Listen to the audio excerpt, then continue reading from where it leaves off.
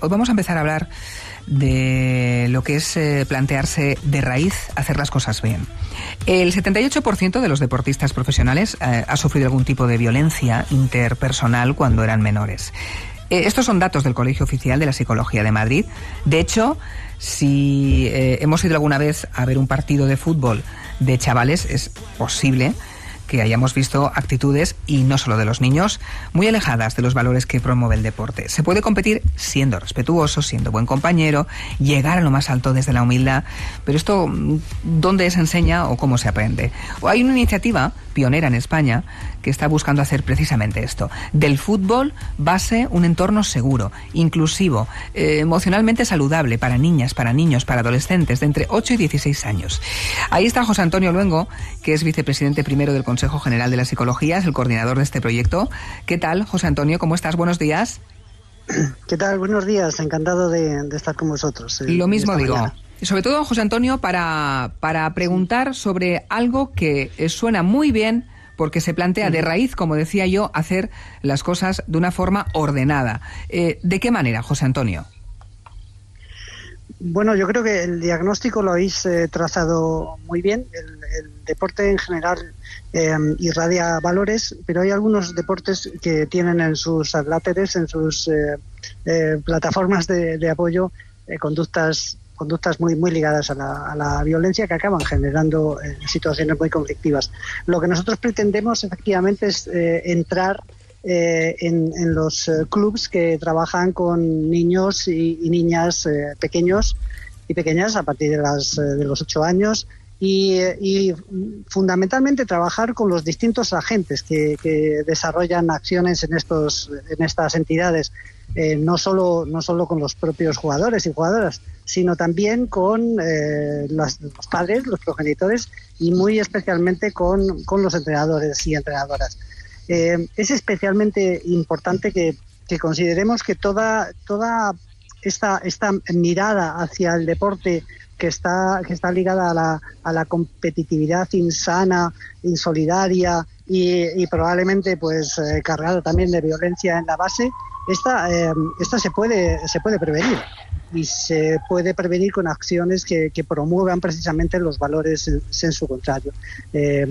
José Antonio, las consecuencias directas de todo ello son, y hay que recordarlo, que por eso se hace, hay que evitar, por ejemplo, trastornos de la conducta alimentaria, que se dan, es una de las consecuencias directas. Sí, ¿y qué más? Sin duda. Y situaciones que generan un malestar psicológico y en ocasiones una falta de identidad que hace que muchos niños y niñas pues lleguen a tener dificultades luego en su rendimiento escolar, en su vida cotidiana, lo que normalmente denominamos problemas de salud mental, sin llegar a ser enfermedades, sin llegar a ser trastornos, pero sí dificultades que precisamente emanan del desarrollo de una actividad que teóricamente debería promover lo contrario, ¿no? Que es la salud, el bienestar y demás. Y esto está muy ligado a una visión insana de lo que es la competición. Es especialmente importante que niños y niñas aprendan a saber ganar, a saber perder, que aprendan a entender fundamentalmente que lo fundamental puede ser importante también ganar y subir en la clasificación, sin lugar a dudas, pero desde una perspectiva siempre asentada en la humildad, en la colaboración, en la disciplina, en el trabajo en equipo, en el respeto al contrario, en el respeto a los árbitros, en el respeto también, pues a todo lo que son las circunstancias que se mueven en la competición. De momento ya se están llevando a cabo este tipo de cursos, porque para empezar son cursos. Hola, Eva Cordón, ¿qué tal? Hola, buenos días, Mamen. Porque decíamos que este proyecto es transversal y hemos hablado con otros eslabones de este engranaje. Efectivamente, lo primero que hay que hacer es formar a los psicólogos. La psicología deportiva ya está muy instalada. Sabemos que la salud mental de los jugadores de cualquier deporte influye en su rendimiento, pero en este caso, en este proyecto, no se trata de eso, se trata de promover la pedagogía del cuidado, un cambio de mentalidad para que el fútbol, sobre todo el fútbol base, no atente contra la cantidad de valores positivos que van ligados al deporte. La gama de atentados, la verdad es que es muy amplia. desde una presión excesiva. Está habiendo cada vez más lesiones deportivas graves en menores, en niños muy jovencitos, trastornos de alimentación, consumo de sustancias, ya no estoy hablando de sustancias dopantes, sustancias energéticas, bebidas energéticas para mantener mayor nivel de actividad. Un foco exclusivo en los resultados.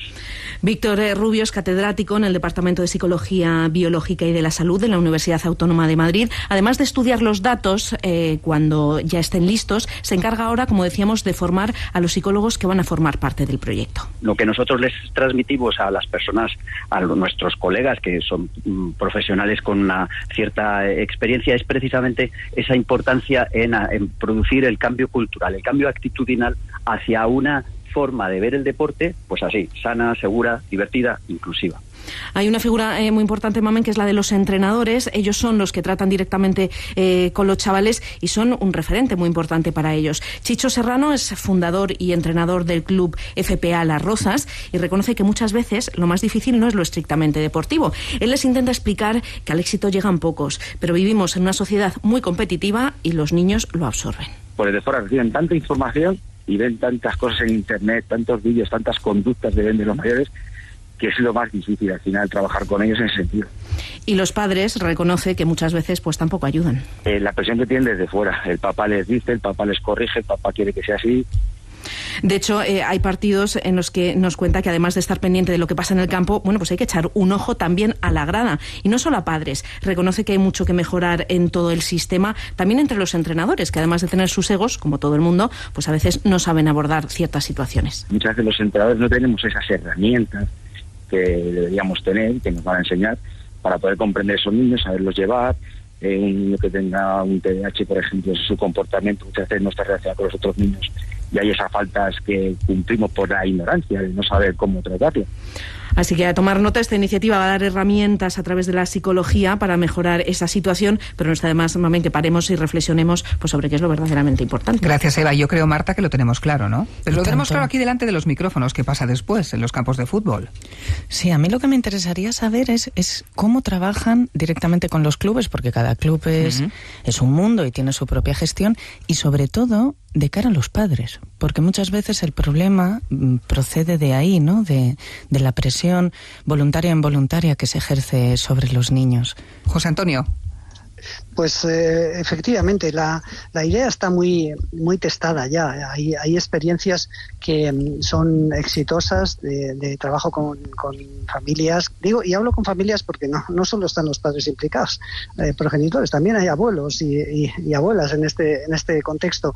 El trabajo con entrenadores y el trabajo con chicos y con chicas. Bueno, hay una cuestión que todos entendemos bien, y es primero transmitir un mensaje. Esto es evidente. O sea, lo que tú quieres que se desarrolle en el campo de juego, en los campos de entrenamiento y demás, primero hay que explicarlo, hay que comentarlo y demás. Pero segundo, hay un elemento esencial que es el modelo. Un entrenador, una entrenadora tiene que estar desarrollando acciones cotidianas en el día a día, en el trato con los jugadores, en el trato con los suplentes, en el trato con aquellos que juegan menos, en el trato también con los líderes, que den un buen ejemplo a los chicos, a las chicas, a los jugadores de lo que es el estar, el respetarse, el trato amable, esa pedagogía del cuidado que hablábamos antes, ¿no? En un campo de juego, cuando estás jugando con tus compañeros, el cuidado es especialmente importante. Cuidado físico y psicológico. Alguien que falla y agacha la cabeza y siente como un compañero viene y le da un abrazo y le dice, venga, vamos hacia adelante, que este tipo de cuestiones hay que comunicarlas, pero hay que ejemplificarlas también con un modelo.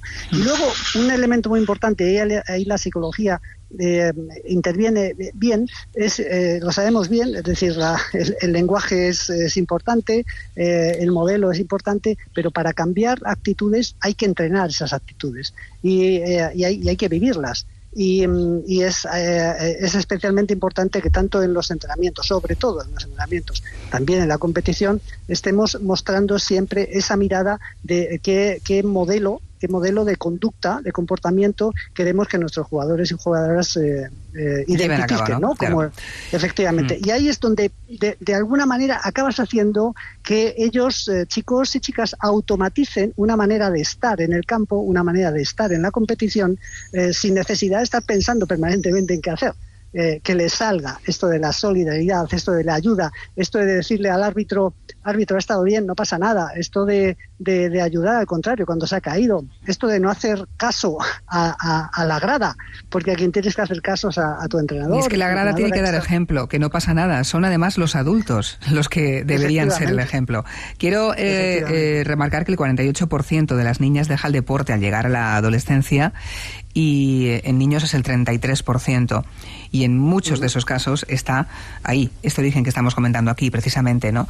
La violencia y también la incomodidad que genera y la presión como consecuencia de todo ello. Pues José Antonio, ¿hasta cuándo va a llegar? Porque si ahora estamos con los primeros cursos, ¿se trata de, a partir de ahora, que sea una práctica habitual? Sí, esto vamos a implementarlo ya a partir de septiembre, en el momento en que empiecen las pretemporadas, las temporadas con los chicos, con las chicas en sus clubs.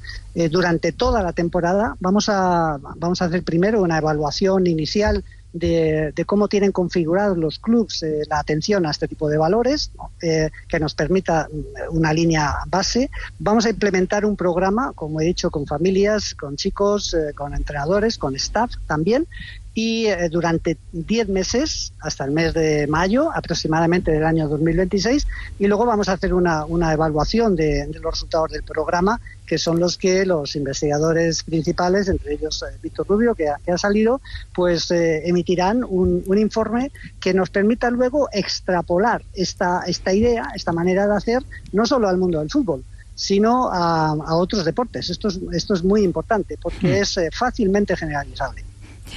Están detrás la Real Federación de Fútbol de Madrid y el Colegio Oficial de la Psicología de Madrid, con el apoyo de aquí de la comunidad madrileña. Una vez más, suerte, de verdad, José Antonio, porque ahí está la semilla para el resto, cuando el día de mañana sean adultos, sin ninguna duda. Un abrazo, José Antonio. Muchas gracias por hacer eco de esta iniciativa. Gracias. Siempre. José Antonio Luengo, que es el coordinador del proyecto y, como siempre, el responsable, a nosotros, el Colegio Oficial de la Psicología de aquí de Madrid, siempre nos da el aporte de seguridad. Hemos estado con ellos haciendo programas de todo tipo. Él es vicepresidente primero del Consejo General de la Psicología y ese es el respaldo que necesitamos.